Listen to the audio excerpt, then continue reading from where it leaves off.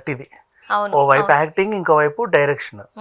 ఈయన డైరెక్షన్ మాత్రమే చేసి ఇక్కడ ఇంకో హీరోని పెట్టుంటే ఇంకా బాగుండేదేమో అనిపించేది. బికాజ్ అంత బాగుంది, అంత బాగా తీసాడు.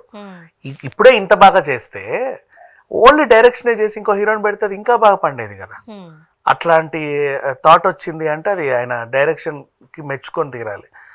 అండ్ ఈ కమెడియన్లు ఏంటో, ఈవెన్ బ్రహ్మానందం గారైనా సరే ఈ మధ్య ఏడిపించే సినిమాలన్నీ తీస్తున్నారు.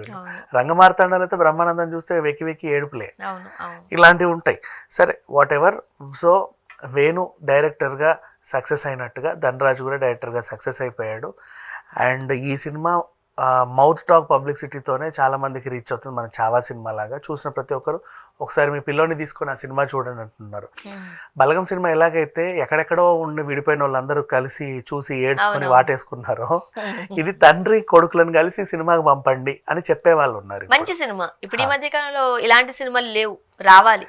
అండ్ ఇట్లాంటి సినిమా నిజంగా చూసినందుకు నాకు చాలా సంతోషంగా ఉంది. దీనికి రేటింగ్ ఇచ్చే అర్హత కూడా మనకు లేదని చెప్పుకోవాలి, అంత బాగుంది.